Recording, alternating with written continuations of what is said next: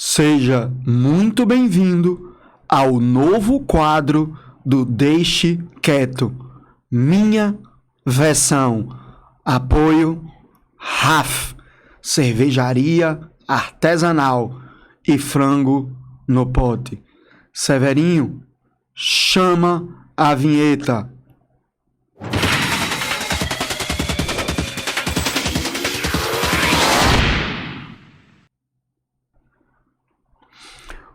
Um dia, lá na Grécia Antiga, surge uma mulher belíssima, chamada de Eurídice. Os cabelos negros como ébano, a pele branca como a neve. Bela, encantadora, desejada. Mas na mesma época, também nasceu um homem chamado Orfeu, que foi abençoado pelo deus Apolo ao nascer com o dom da música. Quando Orfeu tocava sua lira, os espartanos deixavam de guerrear. Quando Orfeu tocava sua lira, os deuses do Olimpo ouviam. O vento nem farfalhava as folhas das árvores. A natureza parava. O mundo esperava para escutar Orfeu. Um dia, indo à cidade de Atenas, Orfeu viu Eurídice e prontamente se apaixonou por ela. Eurídice, quando ouviu a música de Orfeu, o elegeu como o amado, o desejado, o casal lindo, perfeito. As harmonias, as virtudes existiam entre eles. Mas havia um empecilho. Orfeu não podia casar com Eurídice, que era uma princesa.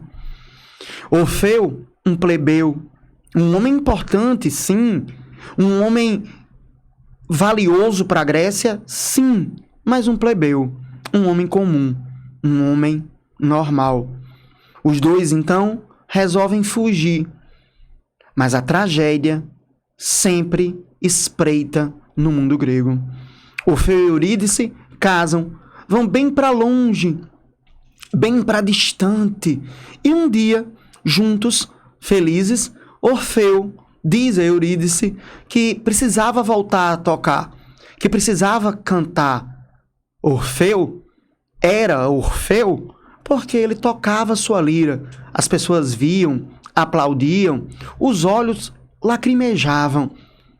Eurídice, mesmo temendo a partida do amado, disse que o vá, como um pássaro, como se abre a gaiola, e ele voa feliz, mesmo sem saber para onde vai. Orfeu vai. Uma cidade, outra cidade, se empolga e esquece, por um instante, que Eurídice o estava esperando. Mas quando a lembrança da amada o vem, ele corre, ele vai, a busca, o retorno do lar de Eurídice, de seu amor, de sua paixão. Só que nesse meio tempo, Eurídice, acreditando ter sido abandonada por Orfeu, simplesmente sai de casa, vai embora, desesperada, angustiada. Um véu cobre sua razão e Eurídice não percebe que foi apenas um atraso. Eurídice começa a duvidar. Eurídice começa a questionar. Eurídice começa a pensar que seu amor não era tão verdadeiro assim, que Orfeu não a amaria, que Orfeu estava com outras mulheres, com outras amadas, que Orfeu não amava verdadeiramente Eurídice. Só que aí Eurídice, saindo de casa à noite, não percebe um barranco, cai e acaba morrendo. Quando Orfeu volta para casa, procura Eurídice em todos os lugares, se desespera, fica angustiado, até que ele encontra o corpo da mulher morto. Encontra o corpo sem vida. Encontra o corpo machucado. Orfeu, então, chora. Dizem que Orfeu chorou tanto, que existem rios na Grécia que foram formados pelas lágrimas de Orfeu. Orfeu se recusava a tocar. Orfeu se recusava a cantar. As cidades ficaram tristes. Deméter, a deusa da agricultura, impediu que a primavera chegasse.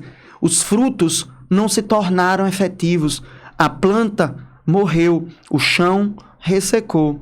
E Orfeu chorava, pedia, clamava. Até que os deuses reunidos pediram a Zeus, o pai de todos, para que ele fosse conversar com Orfeu e fazer com que Orfeu voltasse a tocar. Ele foi. Zeus saiu do Olimpo, se transmutou, porque nenhum deus pode ficar na sua forma original para um ser humano, correndo o risco desse indivíduo enlouquecer ou ficar cego. E Orfeu se transmutou. E Zeus se transmutou, formando exatamente em um touro que aparece para Orfeu e conversa com ele. Pede a ele que volte. E Orfeu, sabendo que aquele touro era Zeus, ele faz uma proposta. Eu volto a cantar. Eu volto a tocar. Mas eu vou querer Eurídice de volta. Orfeu não sabia o que pedia. Eurídice estava morta. Eurídice estava no mundo dos mortos, no reino de Hades. E Zeus disse a ele que nem mesmo ele poderia retirar Eurídice de lá. Mas Hades, o deus do Hades, o deus dos mortos, fez um acordo com Zeus com uma condição. Orfeu poderia descer até o Hades para resgatar Eurídice. Só havia uma condição. Orfeu não podia olhar para trás jamais. A terra se abriu, escadas se fizeram e Orfeu foi descendo degrau por degrau. Orfeu foi sentindo a morte, mas a morte em vida. Orfeu foi desatando em um mundo que não era mais o dos vivos. Luzes apagavam, a escuridão reinava, criaturas se mexiam. O Hades não é o inferno. O Hades é o mundo dos mortos gregos. O Hades é o local em que o indivíduo rememora sua morte todos os dias. O inferno não existe na Grécia, mas as punições, sim. Orfeu, então, desce, vai, caminha pelo mundo dos mortos. Em um momento ele olha e vê Tântano, que matou os filhos, serviu-os aos deuses e hoje ele descansa no Hades. Ele descansa sobre a morte dos filhos. Ele espera, aguardando, olhando. Hades sempre olha os seus convidados. Hades vê Tântano. Hades vê Orfeu. Ele passa e vê o gigante, que Sísifo, que pega a pedra, que rola montanha abaixo e pega novamente e sobe.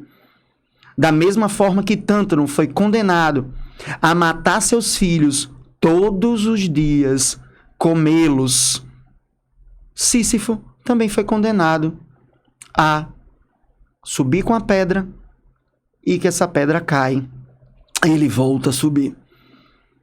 Até que Orfeu, depois de caminhar muito na escuridão, chega num bosque, percebe que o bosque é muito parecido com aquele que ele vivia com Eurídice, percebe a sua casa, mas não era a sua casa. Até que ele vê Eurídice sentada, com a mesma roupa que ele a viu morta, esperando que ele chegue. A condenação de Eurídice foi sempre esperar o esposo. Quando Orfeu então se aproxima dela, lembra das ordens de Hades. Não pode beber, não pode comer e não pode tocar em nada nem em ninguém. Orfeu, temendo então que Eurídice corresse e o abraçasse, ele dá as costas e começa a voltar. Só que ele lembra, ele não pode olhar para trás. Ele não teve tempo de chamar Eurídice. E a cada passo que Orfeu caminha, ele teme que Eurídice não tenha visto, que Eurídice não tenha entendido, que Eurídice possa vir mais rápido do que ele ande e toque nele. Então Orfeu começa a andar, depois ele começa a trotar, depois ele começa a correr. Mas ao mesmo tempo que ele corre e se aproxima da saída do Hades, Orfeu se desespera. Orfeu tem a dúvida que mata, que consome, que nos destrói. A incerteza se a amada vinha até ele. A incerteza se a amada estava muito próximo dele. E ele então começa a subir as escadas, sabendo que não pode olhar para trás, sabendo que não pode se virar, mas também que Eurídice não pode tocá-lo. Será que Eurídice o viu? Será que Eurídice está o acompanhando? A dúvida aumenta. A cada degrau que ele sobe, a cada momento que ele se aproxima do mundo dos vivos, a dúvida aumenta, a angústia, o desespero. O que acontecerá? Eurídice está subindo? Eurídice está vindo? Até que Orfeu, por um momento, chega no último degrau, na soleira, no lugar que divide o mundo dos vivos do mundo dos mortos. Orfeu, então, para um instante. Ainda tem a ideia da dúvida, ainda tem a ideia de que Eurídice está lá ou Eurídice não veio. Orfeu, então, comete o erro.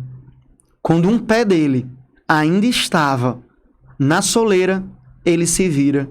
E a última coisa que Orfeu vê é a mão de Eurídice quase saindo para o mundo dos vivos, retornando para o mundo dos mortos. Esse foi a minha versão. Aguarde para próximas histórias.